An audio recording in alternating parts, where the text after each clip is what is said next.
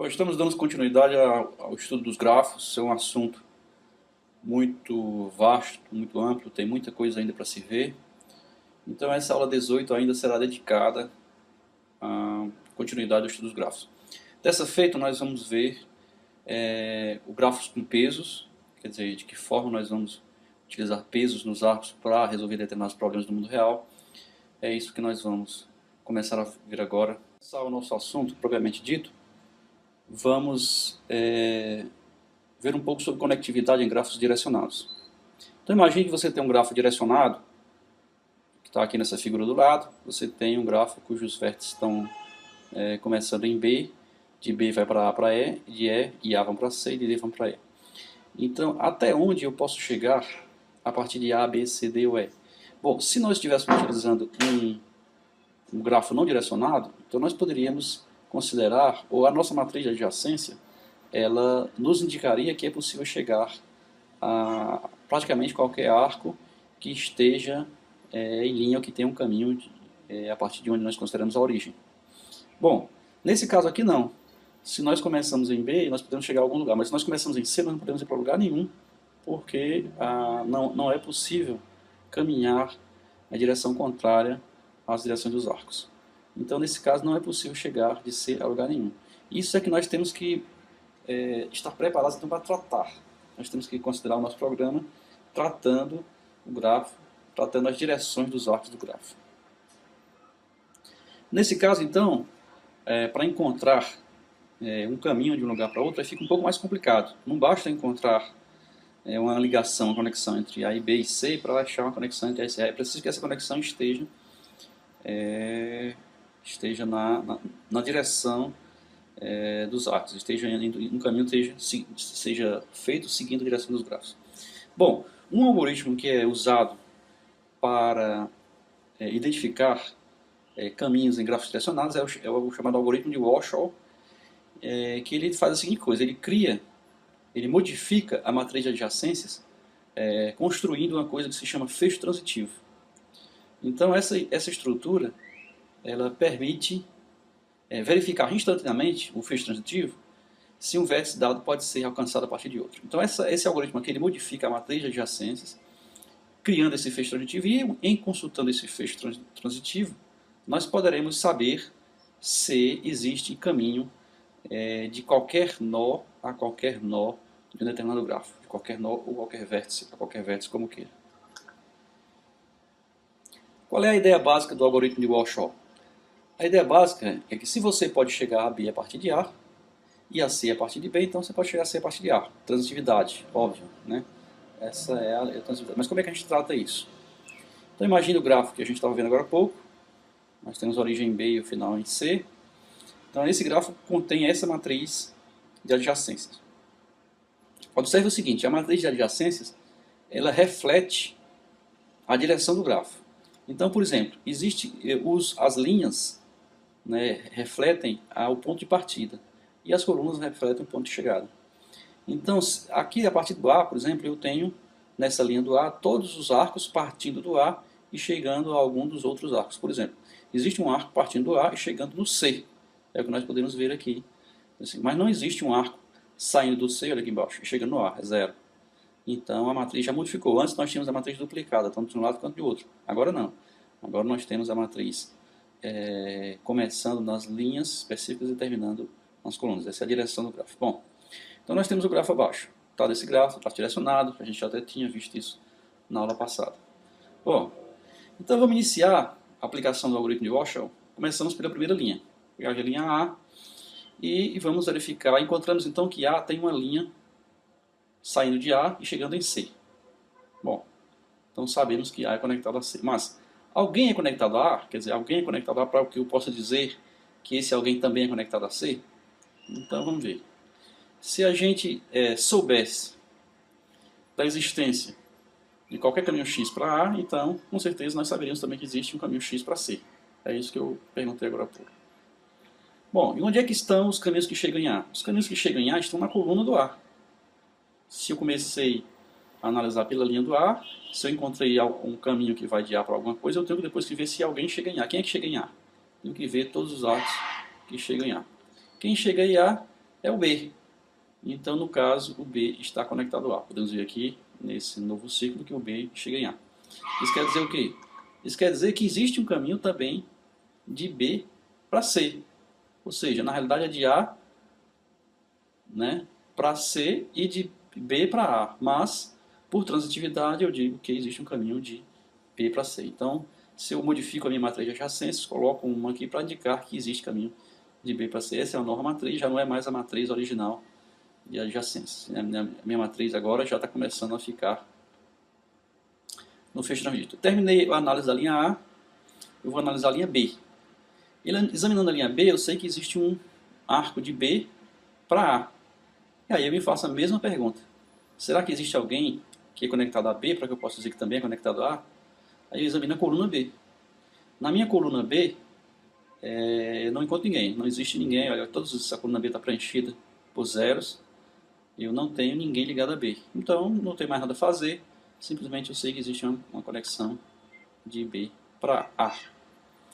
Examinando a terceira linha, a linha C, nós encontramos a linha completamente zero. Então, porque o C, no nosso gráfico, também não era ligado a ninguém. Ele não tinha arco saindo de C e indo para nenhum lugar. Examinando a quarta linha, nós descobrimos que o D é conectado ao E. Existe um arco de D para E. Ora, então, será que existe alguém que chegue no D? Aí eu também faço a mesma coisa e verifico que não há conexão a D, embora haja conexão para E. Bom, e examinando a última linha, eu verifico que existe uma conexão de E para C. Mas existe conexão de alguém para E? Existe sim. Quem está conectado? O D está conectado para E e o B está conectado para E. Bom, se o B está conectado para E e o E está conectado para C, então é porque existe um caminho de B para C, mas eu já tinha colocado, já estava lá, então não tem mais o que fazer aqui. Agora, se o E está conectado ao C e o D está conectado ao E, então o D está conectado ao C, então eu coloco 1 aqui que estava 0, eu coloco ao E. Então, dessa forma, eu cheguei a uma matriz diferente da minha matriz de adjacências. É a matriz que eu vou chamar de fecho transitivo. Essa matriz, agora, me diz não só os arcos que se originam nas suas posições originais, quer dizer, os arcos se originam em determinados vértices e chegam a determinados outros, mas também os caminhos existentes ou não de qualquer vértice para qualquer outro vértice. Então, uma consulta a essa matriz aqui pode me dar imediatamente a resposta se existe ou não um caminho de A até B. É isso aí, é só fazer essa pergunta e vamos ver aqui. Bom, no nosso código, nós temos aqui nosso programa 76, ele está idêntico aos anteriores no sentido de ter a mesma classe vértice, a mesma classe grafo, né, e com uma pequena modificação aqui no adicionar arco, a gente já viu isso também no curso anterior, para refletir o gráfico direcionado. Essa função não existe mais, ela está comentada aqui, que é a matriz de adjacências. Agora ela simplesmente coloca as posições dos arcos de início para o fim, ou seja, ela dá um sentido, ela dá uma direção ao arco. Bom, diferente da outra, a gente tem no nosso menu inicial, nós temos aqui uma nova opção, que é a opção W, que é a aplicação do algoritmo de Warshall. Então, a aplicação desse algoritmo é uma função Warshall aqui que eu coloquei aqui. Ela é bem simples de ser implementada e é bem interessante. Ela é implementada na forma de 3 laços, né? Um laço mais externo, um segundo laço mais interno e, finalmente, um terceiro laço. Então, no laço mais externo, nós fazemos uma variável e variando de acordo com as linhas da matriz. Então, a variável i, que eu chamei de i aqui, ela vai me indicar qual é a linha que eu estou trabalhando no momento. Então, quando o i for 0, eu estou trabalhando na linha 0, quando o i for 1, eu estou trabalhando na linha 1 e assim por diante. Fixado a linha com que eu estou trabalhando, eu vou agora trabalhar nas colunas. Então, a variável j vai me trabalhar as colunas. Coluna 0, coluna 1, coluna 2 e assim por diante. Bom, para cada ij que eu tenha, para cada linha que eu tenha e seu respectivo j, eu vou verificar se a matriz de adjacências naquele i e naquele j é 1. Se isso aconteceu, interessante. Se isso aconteceu, quer dizer, eu encontrei naquela linha um destino. Quer dizer, naquela linha que eu estou analisando, por exemplo, se estiver na linha A, eu acabei de descobrir que existe um caminho do A para alguma coisa, para algum outro vértice, E esse vértice é exatamente o vértice J. Então, isso vai ser feito para todas as colunas, obviamente. Bom, se aconteceu de eu encontrar um caminho dessa linha específica para o J, para o outro vértice que eu acabei de encontrar, se isso aconteceu, então eu vou fazer o quê? Eu vou criar um terceiro laço, e esse terceiro laço ele vai fazer o quê? Ele vai setar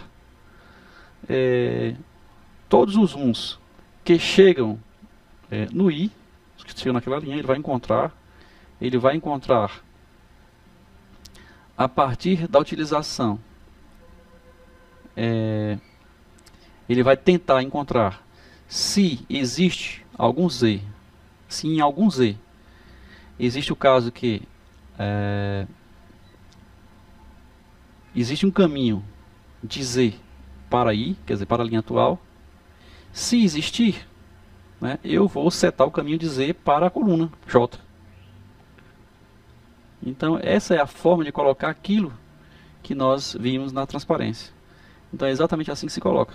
Bom, então ele vai testando o I, para no I, começa a testar os J tudo, encontrou, vai lá, pega um Z e fica testando para ver se encontra um caminho de A para o J, de Z para o J. Encontrou o caminho de Z para o J, seta como 1. E assim, e com isso aqui ele vai criar todo o meu fecho transitivo. Muito simples, depois que ele criar tudo isso aqui, ele vai imprimir a matriz. Isso poderia ter sido feito como exercício antes de você tentar aqui. Se você não quiser copiar, tente fazer sozinho, como exercício, e depois se não conseguir, você volta aqui e olha de novo. Tenta fazer essa função novamente. Bom, chega de papo, vamos então executar o nosso programa 76. Vamos aqui executar o nosso programa 76. E vamos ver o que ele vai fazer. Bom, ele tem aqui as mesmas opções dos outros. E nós vamos aqui criar exatamente o mesmo arco, né? Vamos criar esse arco aqui. Nós temos os vértices de A, B, C, D, E. A, B, C, D, E. Vamos criar esses arcos. Esses vértices, desculpe. Vamos criar os vértices. Vértice A, vértice B, vértice C, vértice D e vértice E. E a seguir vamos criar os arcos. Então nós vemos aqui que tem arco de B para A, de B para E. Original não vamos colocar isso aqui, né? Porque isso aqui foi dedução dele. Então tem de B para A e de B para E. Então vamos lá, botar um arco aqui. B para A. Outro arco de B para E. E o que tem mais de arco lá? Vamos ver. Tem também de A para C, E para C. A para C, E para C. Então lá um arco. A para C, arco A para C, nós colocamos, né? Arco de quem? E para C. Vamos lá, E para C. E finalmente tem um último arco, estava lá em cima, que era um arco de D para E. Então vamos tentar aqui um arco de D para E, mais um arco de D para E. Vamos ver como é que está a nossa matriz? Tá aí. Nossa matriz reflete exatamente aquilo que nós tínhamos falado. Ela é direcionada, tem arcos de A para C, tem arco de B para A e de B para E, né? Tem arcos de D para E e tem arcos de E para C. Ok? Então vamos só dar uma olhada lá, de novo, conferir se é isso mesmo. A para C está ali, B para E, B para A, E para C e D para E. Então é isso aí. Bom, e agora vamos aplicar o nosso algoritmo de Washoe. Simplesmente pressionando o W aqui, ele vai chamar a função. E já executou e já calculou a nova matriz. Então agora nós temos também um caminho que não existia antes, que era o caminho de B para A, por exemplo. Se vocês olharem lá, caminho de B, desculpa, o caminho de B para A existia, o que não existia era de B para C. Vamos ver lá se está existindo agora. De B para C, está aqui ele, perfeito. Vamos ver agora o caminho que não existia antes, que era de D para C. De D para C, aqui a matriz está aqui ela. É D para C, vamos lá. D para C, tá aqui. A matriz agora é 0, 0, 1, 0, 0. Os 3 uns aqui. Os 2 1 que ele forma uma cruz aqui, né? Uma linha com uns aqui, vários 3 uns aqui, se você observar bem. E a forma 3 uns aqui também na coluna C. Bom, vamos agora ao que interessa dessa nossa aula, que é a utilização de grafos com pesos. Então imagine que você está estudando a situação de trânsito, ou está estudando as rodovias, ou está estudando as distâncias entre determinadas cidades de uma região metropolitana. Então muitas vezes você lança mão de uma estrutura como essa que nós temos aqui. Nós temos aqui um grafo representando as distâncias rodoviárias e a situação geográfica da região metropolitana de Fortaleza. Então nós temos, por exemplo, aqui cada um dos vértices é uma das cidades próximas à cidade de Fortaleza. Nós temos aqui Fortaleza, Caucaia, Maracanaú, Maranguape, Pacatuba, Itaitinga, Eusébio e Aquiraz. E nós temos que cada arco que liga um vértice a outro tem um número. Esse número é o peso do arco. E esse número aqui, nesse caso, identifica a distância aproximada entre uma cidade e outra. Então, com isso aqui, eu posso levar a cabo diversos tipos de estudos a respeito ou da distribuição geográfica, ou a respeito do tráfego, a respeito da distância percorrida, do que deve ser feito e providências tomar com relação ao transporte público e assim por diante. Então, isso aqui é uma ferramenta bastante poderosa. Bom, mas vamos supor que nessa região, alguns prefeitos de pelo menos 6 dessas cidades, prefeitos de Fortaleza, Caucaia, Maracanaú, Itaitinga, Aquiraz e Eusébio, eu representei aqui pelos rótulos de A, B, C, D, E, F. Então, imaginando que esses prefeitos querem lançar uma fibra ótica passando por todas essas cidades e de forma que o custo de instalação dessa fibra seja o menor possível. Inicialmente, o que a gente poderia imaginar é que para conectar todos esses vértices existem N possibilidades. Então você tem aqui todas as possibilidades, todas as conexões que são possíveis, né? Só que algumas delas, assim, a lógica já faz com que a gente dispense. Nós podemos considerar, por exemplo, que as conexões diretas entre Caucaia e Eusébio, ou direta entre Caucaia e Aquiraz, seriam muito longas. E ficaria bem sem sentido, já que criar uma fibra direta de uma cidade, de uma extremidade para outra, porque existem as outras no caminho, e de repente não seria muito econômico eu fazer isso, depois voltar para as outras cidades pequenas. Então seria meio fazer um emaranhado de fibra aqui. Então, para evitar esse emaranhado de fibra aqui no meio, eu já vou evitando, já vou tirando essas cidades mais distantes. Então eu vou simplificando um pouco aqui o meu grafo, para começar a estudar deles. Então aqui o gráfico está um pouco simplificado, com vistas a evitar os caminhos mais longos e mais complexos. Agora nós colocamos aqui os custos. Vamos supor um custo estimado aqui em milhões de reais da construção, da ligação entre cada um desses pontos através da fibra ótica. Então, por exemplo, o custo de colocar a fibra ótica de Caucaia para Fortaleza seria 6 milhões, o custo de Caucaia para Maracanã seria 4 milhões, 7 milhões e assim por diante. Então nós temos aqui o nosso grafo, que anteriormente apenas conectava os pontos, ele agora conecta também os pesos, né? Ele tem agora, antes ele tinha apenas a conexão, as conexões, agora ele está com pesos, onde o peso de cada arco representa exatamente o custo de passar a fibra de uma cidade A para B ou A para D, por exemplo. Tá aqui. Bom, então como é que a gente faz o cálculo da menor linha de fibra que possa ligar todos esses pontos? Bom, então vamos começar assim, vamos começar por Caucaia, né? Vamos supor que o prefeito de Caucaia, que começou todo o processo, ele quer que a fibra comece a ser instalada a partir da cidade dele.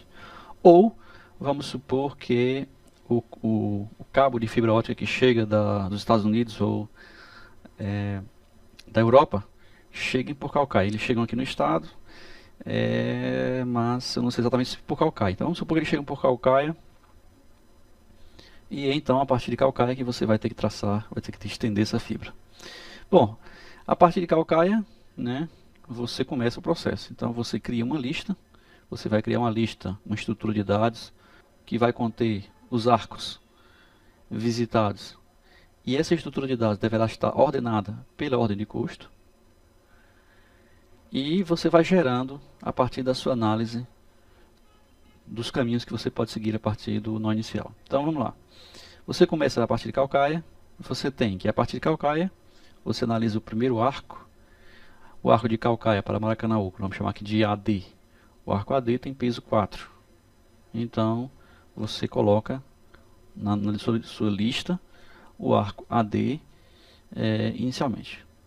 Depois disso, você faz a segunda análise. Você analisa de calcaia para Fortaleza. Você pega o arco AB, visita o arco AB, então você verifica que ele tem valor 6. Então você insere o arco AB na lista.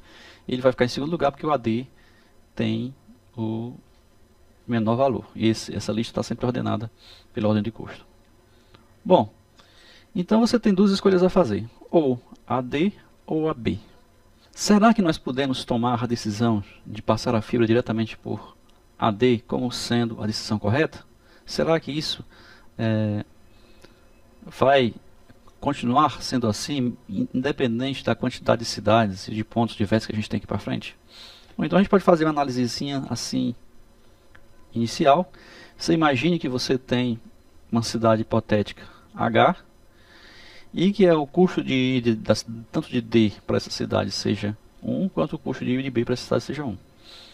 Então qualquer curso que você imaginar aqui da fibra, seja por A, B, H, seja por A, D, H, você pode verificar, fazendo uma pequena tabela.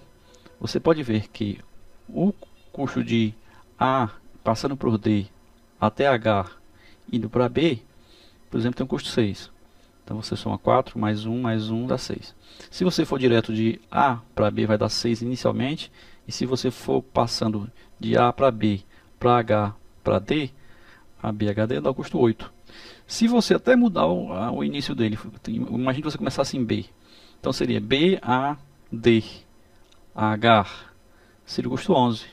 Ou B, H, D, A seria o custo 6. Então qualquer que seja a sua hipótese de trabalho, você vai ver que no menor custo sempre passa pela reta AD ou DA, né? No primeiro caso aqui AD tem custo 6 e no segundo caso DA também tem custo 6. Então essa linha aqui está presente, ela está presente na linha de menor custo. Isso a gente pode já chegar a essa conclusão, embora a gente saiba que a gente conhece apenas essa parte do trajeto e ainda não conhece a parte final do trajeto, que a gente está conhecendo o caminho aos poucos, né? A gente não tem uma visão global. O algoritmo que vai analisar isso aí não tem a visão global, ele vai pegando os dados à medida que ele vai gerando as possibilidades. Nós deduzimos então que o arco AD faz parte diríamos assim, árvore geradora mínima, quer dizer, a linha mínima que liga todos os pontos. Então isso nós vamos chamar de árvore geradora mínima, que é do inglês também Minimum Spanning Tree. Bom, vamos lá. Então nós fechamos que o caminho vai passar por AD, retiramos AD da lista, não interessa mais, e o próximo elemento, o único elemento que resta, que é remanescente ainda da lista, é o elemento AB. Bom, tendo esses elementos analisados, tanto o arco AD quanto o arco AB, nós podemos, a partir do arco D, encontrar novos vértices que estão ligados ao D. Nós podemos encontrar que o D tem uma ligação com o B, através de um arco de peso 7. O D tem ligação com o C, através de um arco de peso 8. E o D tem ligação com E, a partir de um arco de peso 12.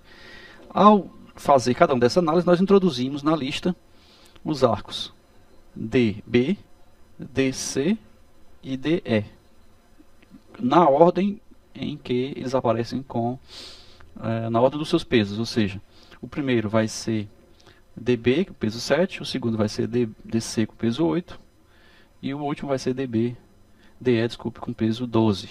O AB continua lá porque ele é o menor, peso 6. Bom, e aí qual é o melhor? Bom, a regra diz que a gente deve sempre escolher o de menor custo, que é o AB. Então, mesmo que eu esteja analisando a partir desse ponto de vista aqui, a partir do vértice D+, o arco AB ainda é o menor.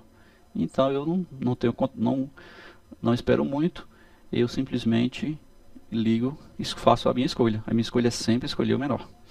E agora? Agora eu eu elimino o arco DB. Por que eu elimino o arco DB? Porque uma vez que eu já escolhi o arco AD e já escolhi o arco AB, não faz mais sentido eu manter o meu arco DB na lista, porque o meu arco DB já liga cidades que já estão conectadas. Então a cidade B, Fortaleza, a cidade D, Maracanã, já estão conectadas. Então não faz sentido mais eu permanecer com o meu arco DB na lista. Eu retiro o arco DB e sobraram então DC, DE. Certo, DC, DE.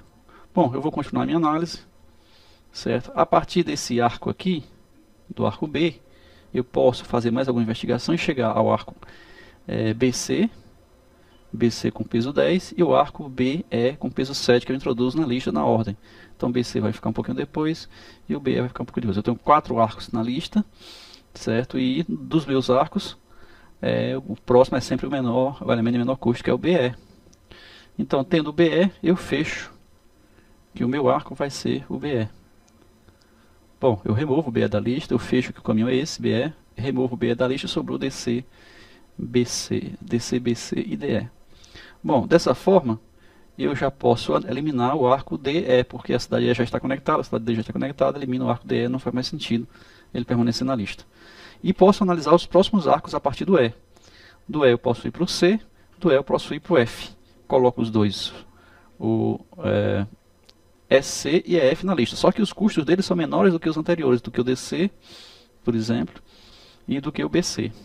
Bom, então se esses custos são menores, eles vão para o início da lista e não para o fim. Eles ficam aqui no início da lista.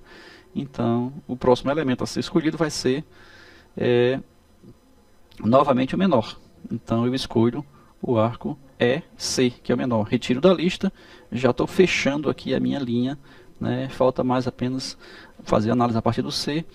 A partir do C, eu elimino as que já estão conectadas. A partir do C, eu só tenho a opção CF com o valor 6. Então a minha lista permanece com dois valores, com CF e com EF. O CF é menor, eu escolho o CF, e aí a minha árvore, eliminando as que já estão conectadas, a minha lista está vazia. Se a minha lista está vazia, todos os nós estão conectados, e eu acabei de gerar o que se chama de árvore geradora mínima, ou seja, uma linha mínima que liga todos os pontos de um grafo. Foi aí que nós geramos a nossa árvore geradora mínima, ou Minimum Spanning Tree. Então qual é a nossa questão-chave? A nossa questão-chave é o uso de uma lista ordenada por prioridades. Essas prioridades, na realidade, são inversamente proporcionais ao custo, ou seja, quanto menor o custo, maior a prioridade, para conter todos os vértices a serem analisados. Na prática, a gente pode utilizar um heap, que nós já vimos nas aulas passadas, para ganhar eficiência no processo. Então, para a gente ganhar eficiência no processo, o heap, você viu que é aquela estrutura que você retira sempre o elemento de maior prioridade. Então, se você mantém um heap para guardar essa filha, você contém. Não é obrigatório, você pode colocar uma lista comum e fazer uma pequena pesquisa cada vez que você precisar. Se você não tem muitos dados no seu grafo, então não é necessário criar o heap, você pode utilizar uma lista simplesmente. Então, resumindo o nosso algoritmo. Primeira coisa que você faz, você vai introduzir o vértice de início na árvore. E depois vai repetir até que não seja mais possível. Repetir o quê? Você vai encontrar todos os vértices que são vizinhos do último vértice adicionado e que ainda não estão na árvore. Então você vai pegar todos os vértices, gerar todos os vértices a partir do vértice que está na árvore e colocar na lista de prioridades. Colocado na lista de prioridades, você retira, né, esse é um passo. O próximo passo é retirar o arco de menor custo da lista de prioridades, adicionando o seu vértice na árvore. Então você tem uma árvore e uma lista. A partir dessa lista você vai gerando todos os vizinhos de um nó. Depois você retira esse nó, o menor nó, e coloca na árvore. E vai repetindo isso aqui até que não exista mais elementos na lista. Quando não existirem mais elementos na lista, a sua árvore vai conter exatamente a árvore geradora mínima. Vocês observaram que após a seleção do próximo vértice, nós precisamos lidar com os arcos que levam a vértices já conectados. As cidades já visitadas. Vocês viram que nós precisamos de tempos em tempos eliminar aqueles arcos que estão ligados, a partir dos nossos que nós estamos explorando, a cidades já visitadas. Se eles não forem retirados, eles podem levar a ciclos ou a permanência de arcos extras na AGM. Essa AGM fica errada. Então é preciso que a gente remova isso.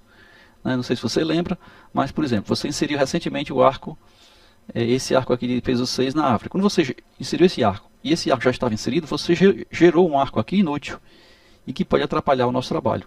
Então você tem que remover esse arco da lista. Essa remoção é absolutamente necessária. Então os arcos na lista de prioridade que levem ao mesmo destino, eles devem ser removidos, permanecendo apenas o de menor custo. Essa remoção ela é feita naturalmente pelo algoritmo. Então nós vamos ver aqui no nosso programa 77, daqui a pouco, como é que essa remoção é feita de uma forma bem natural. O nosso programa 77, ele possui 4 classes básicas.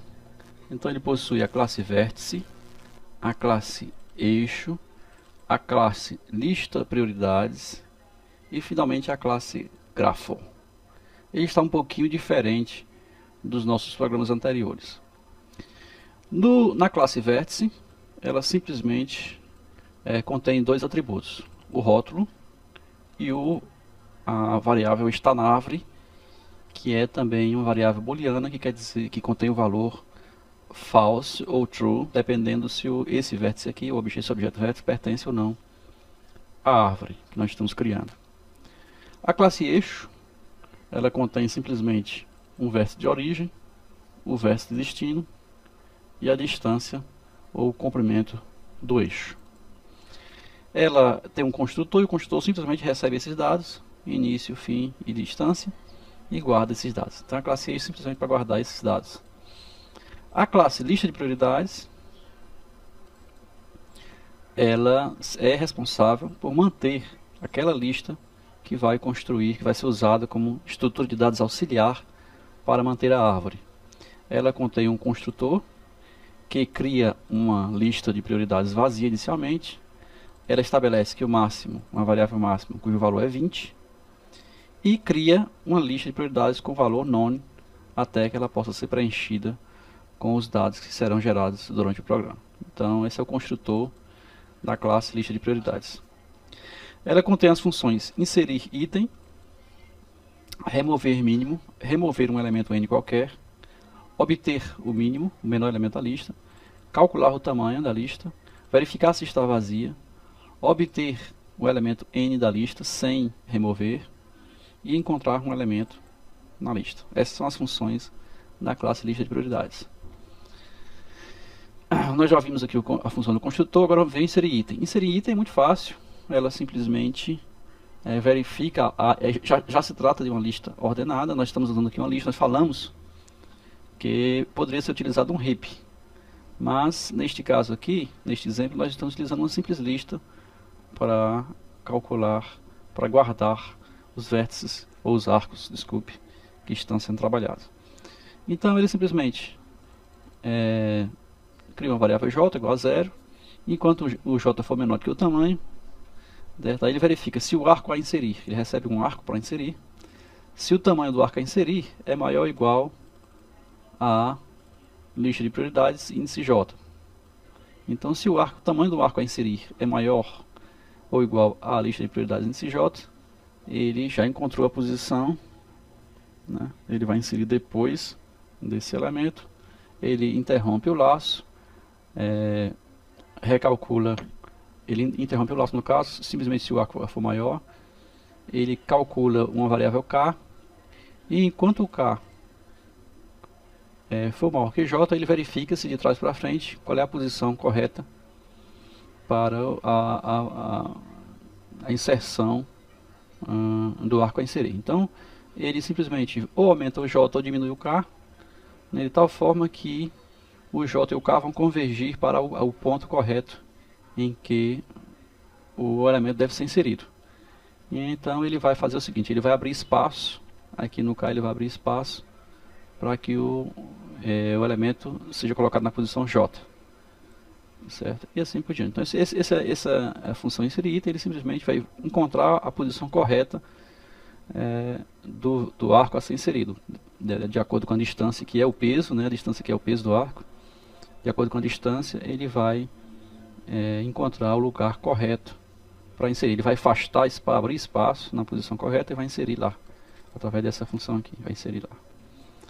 Bom, a função remover mínimo, ele vai inicialmente ele diminui o tamanho da árvore, a variável tamanho que contém o tamanho da lista, contém o tamanho da lista, ele diminui de 1 e simplesmente retorna o valor na lista de prioridades nesse tamanho. Lembrando que nesse caso aqui nós vamos colocar a lista, nessa lista ela está na ordem invertida, ou seja, ela tá, o último elemento é o menor tamanho, o primeiro é o maior e assim por diante. Então por isso que aqui eu posso pesquisar, no inserir item eu posso pesquisar do 0 para frente, porque eu vou testar enquanto o J for menor do que o tamanho, né? Então eu vou começar do 0 e vou verificando se o J é maior do que o atual. Se for, eu insiro imediatamente. Então remover mínimo é simplesmente pegar o último elemento, tirar o último elemento e diminuir o tamanho da lista.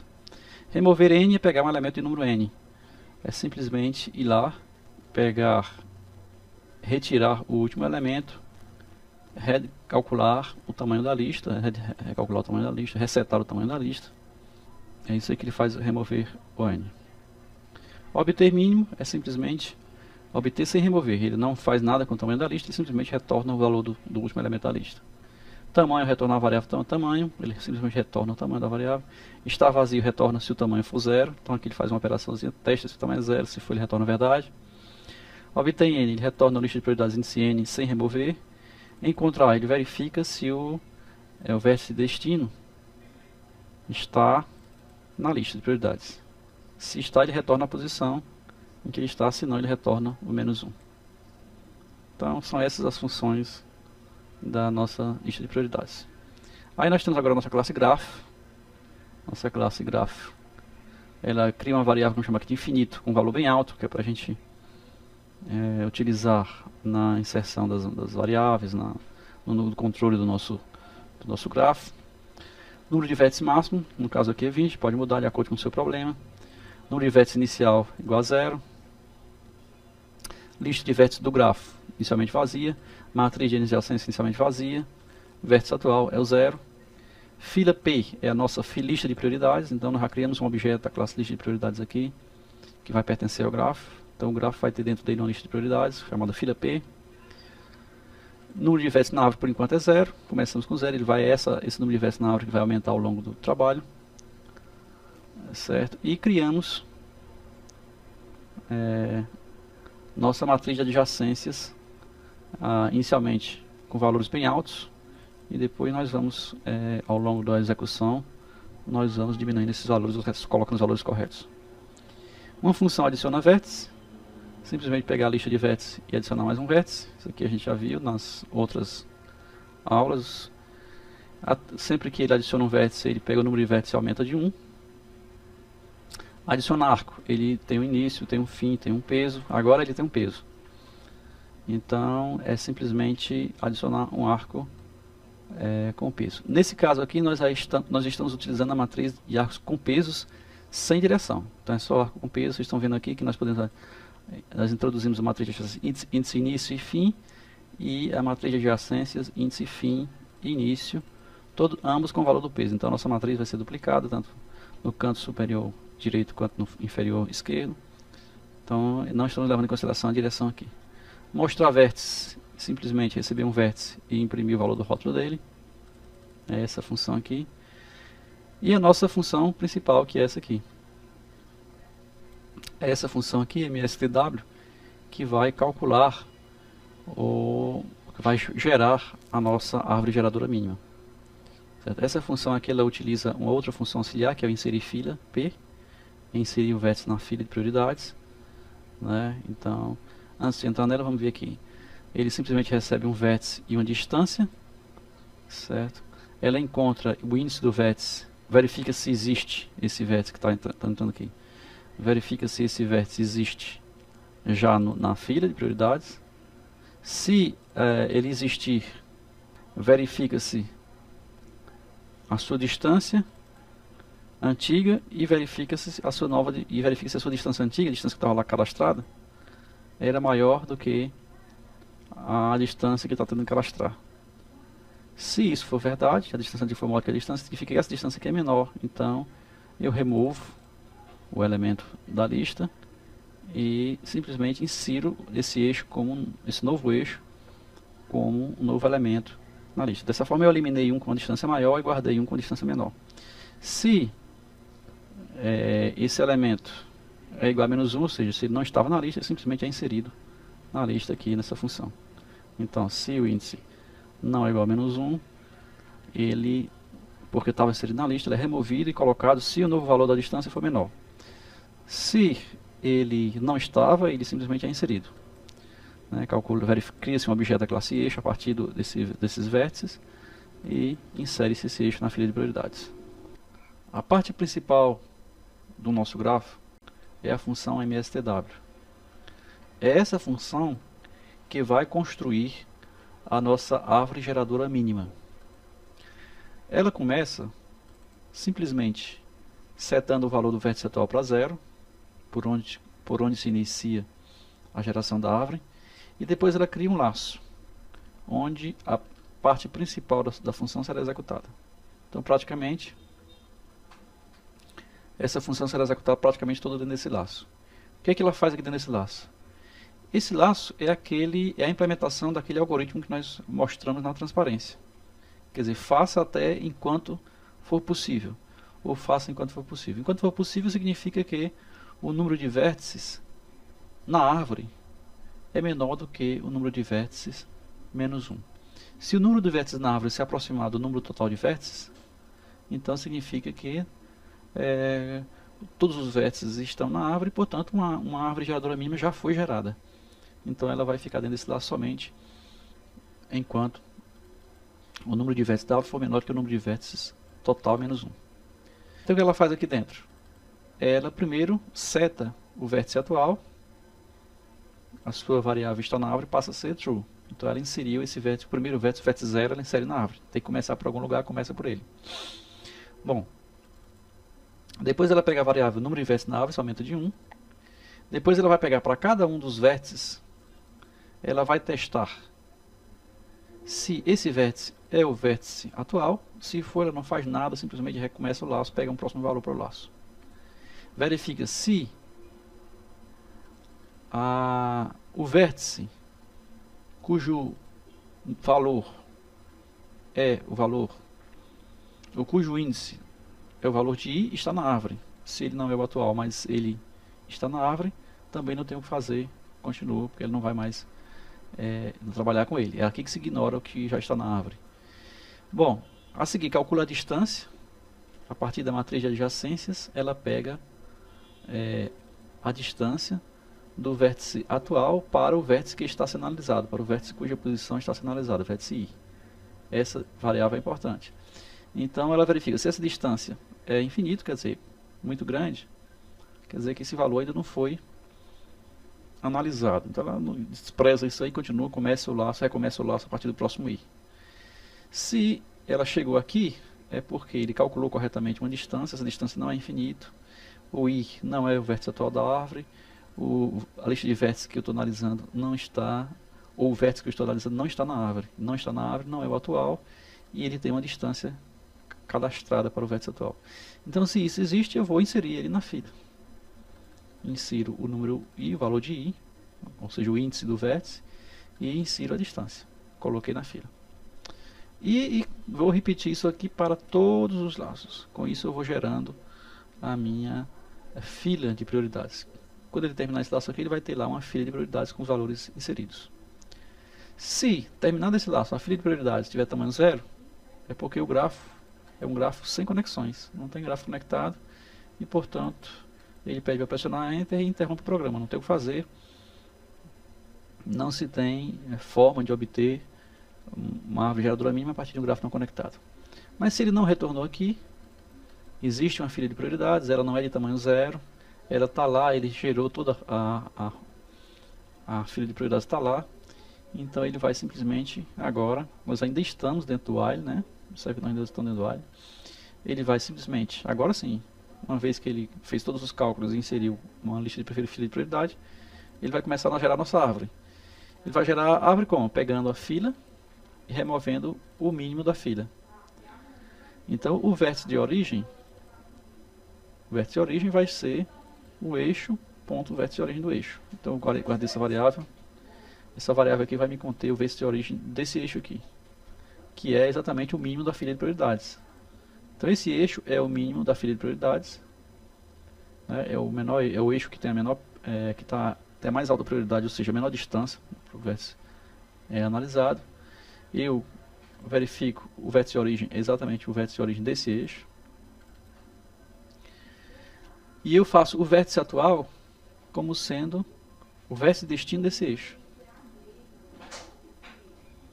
E imprimo a lista de vértices, o rótulo da lista de vértices, o rótulo do vértice de origem, e imprimo o rótulo do vértice atual.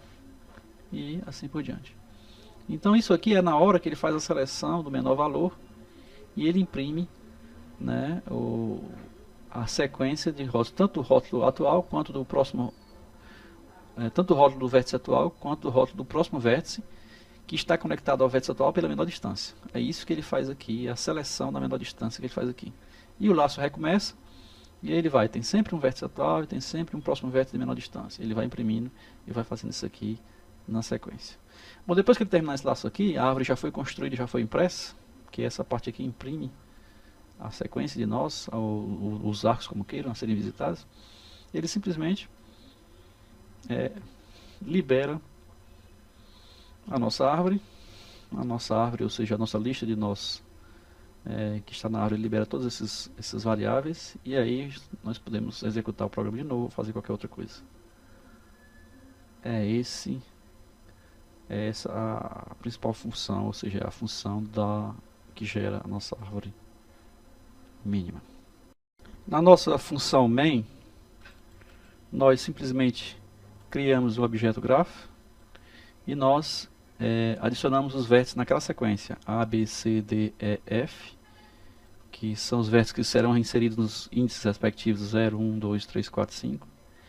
A seguir nós adicionamos arcos, um arco de A para B, usando os índices dos vértices. O A é índice 0, então de 0 para 1, que é B, de peso 6. O de 0 para 3, de peso 4, ou seja, AD de peso 4. BC 10, BD 7, BE 7, aqui, CD 8, CE 5, 25, que é o CF 6, 34, que é o DE 12, e 45, que é o EF 7. Nós inserimos todos os arcos e a seguir mandamos ele executar a função MSTW, que vai gerar a árvore pra gente, a árvore mínima pra gente. Então aí é o nosso grafo, né? Então foi esse aí o grafo que nós inserimos, e vamos ver aqui as respostas. Python programa 77.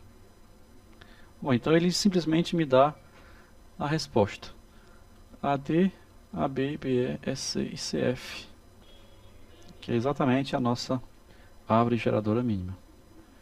Vocês têm aqui AB, AD, BE, SC ou CE e CF. Vamos ver lá. AD, AB, BE, SC e CF. BE, SC e CF. BE, AD, AB, SC e CF. Então, nosso programa funcionou corretamente. O próximo assunto de estudos com grafos seria o estudo do problema do menor ou melhor caminho. Imagine que você queira se deslocar por todas aquelas cidades que nós colocamos a fibra, e entre essas cidades existam linhas de trens, por exemplo, que façam os percursos que estão desenhados nesse grafo a seguir. Então nesse grafo aqui, que vocês podem ver, nós temos, por exemplo, os percursos entre 5 daquelas 6 cidades. Nós temos, por exemplo, de Calcaia para Fortaleza, nós temos um percurso somente de ida, que custa R$50. De Calcaia para Maracanaú, percurso somente de ida custa R$80. De Fortaleza, nós temos percursos para Maracanaú, para Eusébio e chegando de Itaitinga, cada um respectivamente com 60, 50, R$90. De Maracanaú chegam de Calcaia e de Fortaleza e vai para Eusébio, né? Vai para Eusébio por R$20. De Maracanaú vai para Itaitinga por R$70. E de Itaitinga chegam de Eusébio por 40 e de Maracanaú por 70 e vai para Fortaleza por 50. Então imagine que seja esse mais ou menos, que seja essa a distribuição das linhas de trem entre essas cidades. Como eu faço para ir de um ponto A a um ponto B seguindo o melhor caminho? Observe que eu não estou querendo fazer dessa feita uma árvore geradora mínima. Já a árvore geradora mínima é outra coisa. A árvore geradora mínima é como eu conecto todos os pontos com as menores retas possíveis. Aqui eu não quero conectar todos os pontos, eu quero encontrar um caminho entre um ponto A e um ponto B, de forma que esse caminho seja o melhor caminho, ou o menor caminho, ou o caminho mais barato. Então é isso que eu quero fazer. Bom, quem estudou esse problema e que resolveu esse problema, que isso tem notícia na literatura, na matemática, foi um holandês chamado Dijkstra, né? Dijkstra, e até hoje o algoritmo que resolve esse problema é conhecido como algoritmo de Dijkstra. Dijkstra nasceu em Roterdã, na Holanda, em 1930 e morreu em Nieuwegein, na Holanda também, em 2002.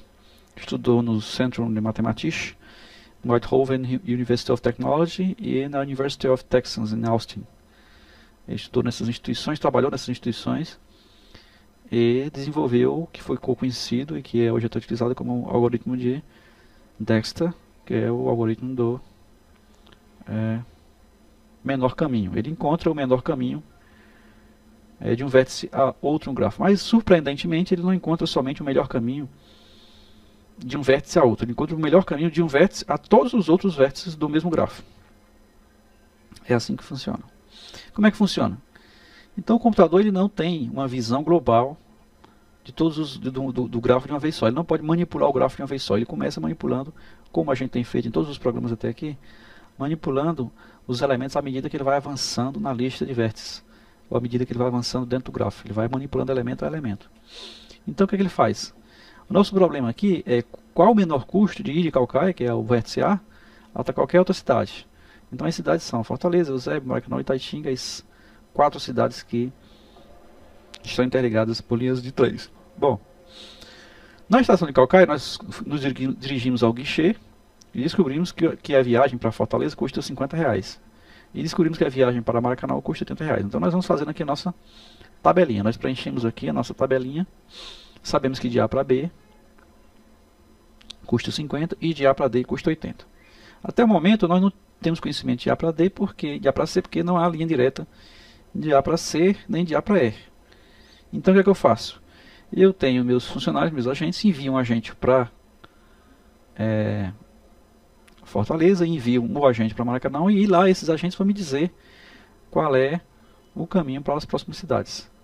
Sabendo que eu só fecho o caminho de deslocamento como sendo o caminho de menor custo. É assim que eu faço. Então como é que eu faço? Eu tenho 3 regiões aqui, que eu posso separar dentro do meu gráfico. Eu tenho uma região, essa região aqui à esquerda, que são as regiões dos vértices já visitados. Eu já visitei Calcaia. Selecionei o menor, que é 50, e estou em Fortaleza. Então esses vértices aqui são os vértices conhecidos, já visitados.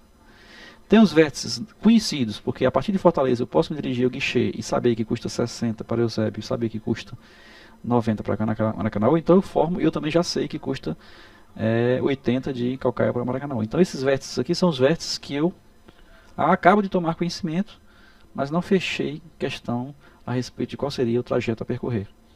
E existem os outros vértices que são completamente desconhecidos para mim. Bom, então eu chegando em Fortaleza, eu começo a verificar que a distância de Fortaleza para Eusébio são R$60. E somando, fazendo uma pequena conta, eu sei que a distância, portanto, de Calcaia até Eusébio, via Fortaleza, ou de A para C via B, é de R$110. E eu ainda tenho, então eu já posso preencher os próximos itens na minha tabela. Eu coloco aqui na linha 2, Aqui de Calcaia para Eusébio passando por Fortaleza é R$110. E eu coloco aqui sempre por onde eu vou passar. Então R$50 via de Calcaia mesmo, R$80 via A mesmo, e aqui via B, que é via Fortaleza. Itaitinga eu não sei nada, né? E eu marco aqui as minhas, vou botar um asterisco aqui para marcar que eu estou nesse caminho. Esse caminho já foi visitado. Qual seria o próximo passo a partir daquela situação que nós estamos? Nós temos que escolher o menor custo, né? Então o menor custo dos que sobraram ainda, dos que não foram visitados, nós temos aqui o para Eusébio, que custa R$110, e para Maracanã, que custa R$80 via A. Ora, então eu vou escolher o menor custo. Eu vou escolher quem? Eu vou escolher visitar o Maracanã, visitar o vértice D, que é exatamente o de menor custo. Então eu vou escolher essa aqui para visitar. E escolhendo esse aqui para visitar, para vir de Fortaleza, eu fecho questão e vim para cá. A partir daqui eu posso descobrir, nos guichês aqui, posso descobrir qual é o custo de Maracanã até Eusébio, 20, e de Maracanã até Itaitinga, 70. Sabendo disso, eu sei quanto é custa ir de Fortaleza, de Calcaia, desculpe, de Calcaia para Eusébio via Maracanã, que custa 100, e de Calcaia para Itaitinga via Maracanã, que custa 150. Então, o que me interessam são exatamente os percursos totais. O percurso de Calcaia total para Itaitinga, o percurso total de Calcaia para Eusébio. Aí eu já posso preencher a minha lista. Isso aqui eu marco com a estrelazinha que já foi visitado, já foi marcado inclusive aqui. E esses valores aqui, descobri que existe um novo valor, que não é mais via B, que é o menor, mas via D. Via D é menor que via B. Eu substituo aqui, na minha linha 3, e descobri que para Itaitinga já tem um novo valor agora, que é via C. Via D, desculpe. Via D para Itaitinga. Eu fecho questão então com a passagem de ida de Calcaia para Eusébio via Maracanã. Então Calcaia, Eusébio, Maracanã vai dar um percurso total com valor de R$100. Então essa aí é a situação que nós temos até o momento. R$50 a partir de A para B, 100 de A para C via D, 80 de A para D via A, e 150 de A para E via D. A situação que nós temos até agora é essa. Então nós temos esses caminhos aqui já fechados, né? Se eu quiser ir de Calcaia para Fortaleza, eu vou por aqui. Se eu quiser ir de Calcaia para Maracanã, eu vou por aqui. Se eu quiser ir de Calcaia para Eusébio, eu vou por aqui. Porém, eu não sei ainda como chegar na Itaitinga. Qual caminho se eu vou para Itaitinga? Se eu vou por aqui, se eu vou por aqui, ou se eu vou por aqui. Tem 3 caminhos possíveis para chegar em Itaitinga. Tem um caminho via Fortaleza, Eusébio, via Maracanã, Eusébio e via Maracanã direto. Bom, eu já fechei que se eu for para Eusébio, eu vou por aqui, né? O caminho é esse. Agora, estando no Eusébio, para onde é que eu vou para Itaitinga? Então, para ir para Itaitinga, eu vou pelo caminho Calcaia, Maracanã, Eusébio. Custa quanto? 80 mais 20 dá 100, mais 40, 140. Então, essa rota aqui, Calcaia, Maracanã, Eusébio, dá 140. Ou eu vou pelo caminho Calcaia, Maracanã, Itaitinga direto, que custa 80 com mais 70, que dá 150. Então tem um caminho aqui por 3 cidades que é menor, custa 140, e um caminho para apenas 2 cidades que é maior, que custa 150. Então eu vou preencher a minha tabela, bem a linha 4 da tabela, e eu coloco um novo valor para chegar na Itaitinga via, não mais Maracanã, mas via Eusébio, que custa 140. Então, eu usando a regra de deslocar-se sempre pela região de menor custo, eu chego a essa tabela aí. Fechei questão, ou seja, o caminho é por isso aqui mesmo. Infelizmente, quem vai inventar Itaitinga vai ter que, para ser mais barato, vai ter que ir por essas 3 cidades, passar em 3 cidades e fechamos a nossa tabela. Então, da nossa tabela, no quarto passo da nossa tabela, nós fechamos com todos os caminhos e com todos os custos de ir para Calcaia para qualquer outro dos pontos ou dos nós do grafo. Então de Calcaia para Fortaleza aqui o valor, de Calcaia para Eusébio aqui o valor, de Calcaia para Maracanã aqui o valor e aqui ao mesmo tempo através de quem. No nosso programa número 78, nós implementamos esse algoritmo. Ele tem basicamente as mesmas classes que nós utilizamos no programa 79, com algumas pequenas diferenças. A primeira diferença é a classe distância π, que eu usei apenas como estrutura de dados para guardar a distância até o vértice especificado e o endereço ou índice para o vértice π desse vértice especificado. Bom, a seguir nós temos a classe grafo com algumas modificações. Nessa classe grafo nós temos um método chamado encontrar caminhos. É esse método que vai rodar o algoritmo de Dijkstra. Esse método ele lança mão de dois auxiliares. Um auxiliar chama-se ajustar caminhos, né? Então e o outro auxiliar é obter menor.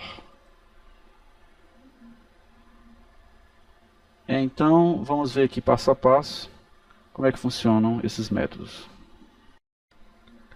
Observe que na nossa classe grafo nós guardamos uma estrutura que nós chamamos matriz de caminhos. Essa matriz de caminhos é exatamente aquela matriz que nós estamos calculando os caminhos. Ela deverá conter exatamente um vértice específico e ao mesmo tempo ela deve conter o caminho ou o valor total do caminho do início até esse vértice específico. Ora, mas aí você pode me perguntar, como é que eu vou saber, tendo apenas um vértice, como é que eu vou saber qual caminho chegar até ele? Bom, neste caso, basta que a gente armazene o π, ou seja, o nó π, ou o nó a partir do qual aquele vértice específico deve ser atingido para encontrar aquele valor. Basta que nós guardemos o π. Uma forma de fazer isso é exatamente criando essa classe distância π. Então essa distância π será utilizada para guardar a distância, o valor e o vértice π do nó atual. Ora, então a matriz de caminhos ela conterá na realidade uma sequência de objetos do tipo distância π. É assim que ela vai funcionar. Bom, então como é que funciona o método encontrar caminhos? O método encontrar caminhos, ele simplesmente seta o valor inicial, a árvore de início ele seta como valor 0, o valor inicial para começo de trabalho, pega a lista de vértice, índice, árvore de início, coloca esse valor na árvore, diz que ela está na árvore, diz que o primeiro vértice está na árvore, e aumenta o número de vértices na árvore, passa para C1. E aí você vai analisar todos os vértices. Analisando todos os vértices do 0 até o último vértice, você vai pegar a distância, que é a matriz de adjacência do início, da árvore de início, essa aqui, para o vértice atual, J, o valor atual J, e você guarda na distância temporal para cada um desses valores. Na matriz de caminhos índice J, é o mesmo J que você está usando aqui, você vai colocar exatamente um objeto do tipo distância π, contendo o quê? Contendo a árvore de início e contendo a distância tempo, que é o que você obteve aqui agora, na matriz de adjacência. Então você consultou a matriz de adjacências para um vértice J e criou na matriz de caminho, índice J, exatamente um objeto de distância π contendo a distância para quem, ou seja, para a árvore de início, e a distância, o valor da distância. Isso foi colocado lá. Esse é o melhor caminho? Ainda não. Não é bem esse o melhor caminho, mas nós já colocamos lá um caminho. Bom, um valor. Bom, a seguir, o programa vai entrar num laço que vai recalcular as distâncias que estão registradas na matriz de caminhos. Como é que ele vai fazer isso? Primeiro, esse laço vai durar enquanto o número de vértices na árvore for menor do que o número de vértices. Lembre-se que esse número de vértices na árvore é uma abstração, não existe uma estrutura árvore propriamente dita, apenas um campo dentro do vértice, né? Se vocês olharem lá, nós vamos ver aqui, existe num vértice apenas um campo dizendo se esse vértice está ou não na árvore. É por aí que a gente concebe essa árvore abstrata, que árvore que na realidade não existe. Então, enquanto o número de vértices na árvore abstrata for menor do que o número de vértices total, é porque a tarefa ainda não foi concluída, né? Então nós temos que fazer o quê? A primeira coisa que nós temos que fazer é encontrar o menor caminho dentro da matriz de caminhos. Qual é o menor caminho dentro da matriz de caminhos? Vamos à função obter menor. A função obter menor está aqui, ela, né, não vamos entrar em detalhes, mas ela simplesmente verifica em toda a matriz de caminhos qual é o índice do elemento da matriz de caminhos que tem o menor caminho. Guarda esse índice e retorna ele. É isso que ela faz. Ela, dentro da matriz de caminhos, escolhe o menor. Bom, então obtemos o menor. Na matriz de caminhos, guardamos isso aqui em menor. Calculamos a distância mínima, que é exatamente a distância do menor do índice menor. Se essa distância for um valor bem grande, infinito, é porque existem vértices inalcançáveis, nosso gráfico não é conectado, é melhor a gente parar por aqui. Mas se não for um valor infinito, valor muito grande, você coloca o vértice atual, passa a ser esse vértice, o menor. É a partir dele, nós nos localizamos no vértice menor, e é a partir dele que qualquer outro tipo de análise vai ser feita. E a distância ao atual passa a ser exatamente a distância desse vértice menor. Pronto, nós escolhemos um próximo vértice para trabalhar. Colocamos na lista de vértices, nós pegamos na lista de vértices esse vértice atual e dizemos que ele está na árvore, true, né? Aumentamos o número de vértices na árvore. Agora, se nós voltarmos aqui, ele vai pegar o menor de novo e vai continuar aqui. Nós temos que verificar se fazer uma análise desse vértice para frente.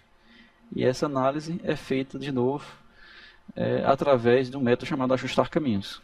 Esse método ajustar caminhos ele vai recalcular, refazer alguns cálculos a partir para a nossa matriz de caminhos. Como é que vai funcionar o ajustar caminhos? Ele vai simplesmente pegar uma variável coluna, dizer que ela é 1, né, vamos saltar o valor inicial, e enquanto a coluna for menor do que o número de vértices, ele vai para frente. Então, se essa coluna, o vértice correspondente à coluna já está na árvore, ele não faz nada, ele simplesmente continua. Ele aumenta o valor de coluna, continua e vai tentar trabalhar com o próximo. E fazer entrar com o próximo é simplesmente encontrar um valor de coluna que não esteja na árvore. Não estando na árvore, o que ele vai fazer? Ele vai consultar a matriz de adjacências para saber qual é a distância do vértice atual, que é até o vértice próximo, que o próximo é o vértice exatamente da coluna. Então a coluna ela vai me pesquisar para frente para os próximos vértices, certo? Qual é a distância do início para o próximo? É exatamente a distância ao vértice atual, né, que está lá no gráfico, mais a distância do atual para o próximo, que é essa que a gente acabou de calcular. Eu tenho a distância de início para o próximo. E a distância do caminho? A distância do caminho será a matriz de caminhos índice coluna, exatamente o valor da distância que está cadastrada na matriz de caminhos índice coluna. Bom, se a distância de início ao próximo, que a gente acabou de calcular aqui, é menor do que a distância que está cadastrada na matriz de caminhos, o que é que eu tenho que fazer? Eu tenho que trocar, né? Trocar esse valor, porque se um valor que eu acabei de calcular é menor do que ele está cadastrado, eu tenho que mudar o valor na matriz de caminhos. Então eu mudo o valor na matriz de caminho índice coluna para o vértice π, é exatamente o vértice atual, e a distância é exatamente a distância do início ao próximo que a gente acabou de calcular. Acabamos de calcular, cadastramos na matriz de caminho. Acabamos de calcular, cadastramos quem é o vértice π do vértice atual, coluna mais 1, então esse ajuste aqui vai ser feito para todos os elementos do atual para frente. Quando terminamos de ajustar os caminhos, nós voltamos para o laço while dentro de encontrar caminhos, e a operação é refeita. Então tudo começa de novo. O número de vértices é menor do que o número de vértices, vai testar, vai verificar, vai ficar aqui dentro, ajusta de novo, pega o próximo, ajusta todos os caminhos, pega o próximo, ajusta todos os caminhos. Ele vai ficar nesse laço aqui indefinidamente. Talvez não seja fácil de visualizar assim da primeira vez. Esse aqui é o algoritmo mais complexo que nós já pegamos até aqui, mas você tem que estudar passo a passo, com calma, olhar exatamente o que ele está fazendo, debugar se for o caso dentro do Aptana, RadRails ou dentro do Eclipse. Executar passo a passo e verificar, porque vai ser um pouco difícil você visualizar de uma vez só como é que esse processo está funcionando, como é que está funcionando. Então, basicamente ele está repetindo tudo aquilo que a gente viu nas transparências. Bom, e depois que ele termina de encontrar os caminhos aqui, que ele sai desse laço, quando o número de vértices na árvore for exatamente igual ao número de vértices total, quer dizer que ele terminou de ajustar tudo, ele chama a função mostrar caminhos e zera os dados para que a gente possa refazer a busca se for preciso. Mostrar caminho é simplesmente imprimir. Está aqui a funçãozinha que imprime os dados no vídeo. Ela vai mostrar simplesmente os rótulos dos pais e as distâncias. Vai mostrar as distâncias e os rótulos dos pais. É assim que a gente vai ver. Bom, então vamos executar ele rapidamente aqui. 78.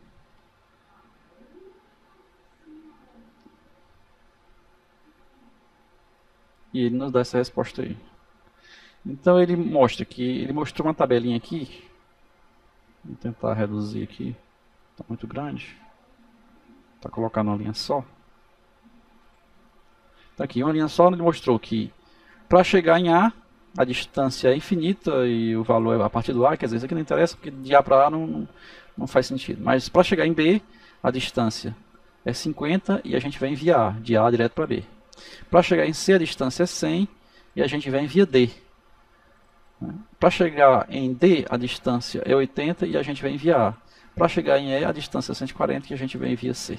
É exatamente isso que nós verificamos lá na nossa tabela. Bom, então o que nós obtivemos aqui é exatamente para chegar em B é 50 via A direto para B, vamos ver lá. Então, para chegar em B é 50 vindo direto de A. Para chegar em C é 100 via D. Para chegar em C é 100 via D. Para chegar em D é 80 via A. 80 via A. E para chegar em E é 140 via C. 140 via C. Então, o nosso algoritmo está funcionando corretamente. Não esqueça que nós cadastramos na parte principal do nosso programa, nós cadastramos todos os vértices, né? O A, B, C, D e E, e nós cadastramos todos os arcos, com seus respectivos valores, 50, 80, 60, 90, 40, 20. E depois que cadastramos todos os vértices e cadastramos todos os arcos, nós mandamos ele executar a função encontrar caminhos. Bom, infelizmente ainda não acabou. E se eu quiser construir uma matriz contendo as menores distâncias de todos os vértices entre si? Bom, uma forma de fazer isso seria rodar o algoritmo de Dijkstra N vezes, mudando simplesmente o ponto de origem e o ponto de destino, né? Dá para fazer. Alguém já se preocupou com isso. Esse alguém foi o Robert Floyd, de 1962, e desenvolveu o algoritmo de Floyd, que é idêntico ao algoritmo de Oshon, com a diferença de que você, ao invés de ficar colocando apenas a conectividade, apenas verificando a conectividade, você vai colocando no lugar do 1, que indica a conexão entre dois pontos, você coloca o peso do arco. Veja só, imagine que você tem um arco, um grafo aqui com 4 vértices, A, B, C, D. Você tem um custo de E de um vértice B para vértice A, no caso 70, e de vértice C para A, no caso 30, de D para C, no caso 20, e de B para D, no caso 10. Aqui você tem a matriz de adjacências correspondente. Bom, então, observando o algoritmo, se você pode ir de C para A com valor 30, e você pode ir de D para C com valor 20, então você pode ir de D para A com valor 50. Óbvio. Então você preenche o 50 na sua matriz. No próximo passo, você analisando o D, você verifica que você pode ir de D para A com 50, porque você já acabou de preencher o 50 aqui. Se você pode ir de D para A com 50 e pode ir de B para D com 10, então você pode ir de B para A com 60. Então você substitui o 60 aqui em cima. Na próxima análise, você vê que você pode ir de D para C com 20. Ora, mas você pode ir também de B para D com 10. Se você pode ir de B para D com 10, então você pode ir de B para C com 30. E aí você vai continuando esse processo, você vai preenchendo toda a matriz seguindo o algoritmo de Floyd. Desta vez a implementação é sua, você tem tudo o que é preciso para implementar esse algoritmo, uma vez que ele é muito parecido com o de Oshon e você já tem a implementação do Oshon pronto. É o fim da nossa aula número 18.